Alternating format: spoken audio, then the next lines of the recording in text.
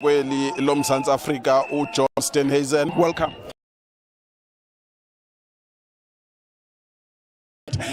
For the community, it's a community. The local council, people here living without the very basics that are required for human dignity into their homes, and electricity and decent housing opportunities being forgotten. No development here. There's no opportunities for people here. There's no big projects here. People are literally being left to fend for themselves, and the people that should be standing up for them, their local government, their provincial government, are virtually absent here. On your arrival, you met a lady in a shack down there, and you saw the other one whose house was demolished a long time ago. What is it? What are you going to do? Well, exactly. I mean, these are the people that are vulnerable. You got a single woman, and you've got a very elderly woman, who are essentially having to eke out a living and live on the periphery of the community. And these are precisely the sort of people that government should be providing a safety net to. And when you just speak and sit down and listen to some of the stories, it costs the first household that we visited, it costs the lady there 50 Rand on a return trip just to go to town to buy basic food stuff. She doesn't have a fridge, so she's going to have to go to town regularly. When you look at that as a percentage of the pension and the grant income that she's receiving, it's a significant chunk. Huge food cost increases, having to get by on less.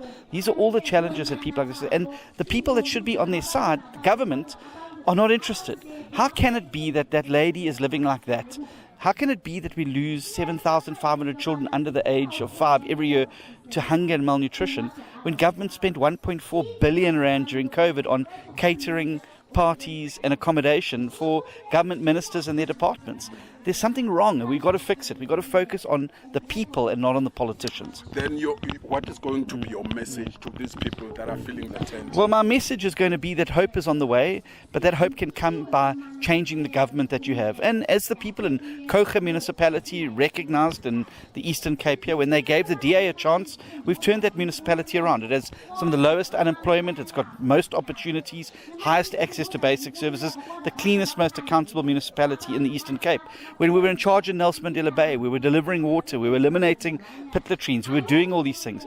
But we also have a track record in rural municipalities in the Western Cape where we run. And this economy here needs an injection of investment here. You can't have beautiful natural resources, people who want to work, and yet there's nothing happening here. And that's why the young people are leaving to go to the urban areas, leaving behind communities that remain vulnerable and alone.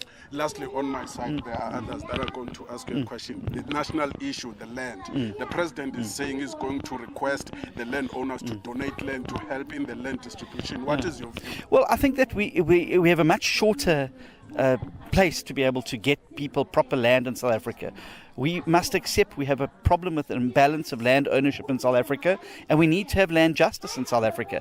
But the shortest way to short-circuit that is by giving over the well-located government land that exists in municipalities like this, in provinces like this. Let's give the land to the people. Government doesn't need to hold these vast tracts of land. Let's give the land to the people. That's the easy way to start. Let's get that done.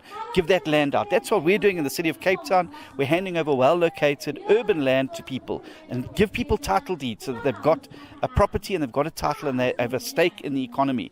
Then what we can do is looking at doing things like land reform programs, etc. But with that has to come the support. You can't just dump people on a piece of land and expect they're going to get on with it. They're going to need extension officers. They need assistance with vaccines and all sorts of veterinarian services. You don't just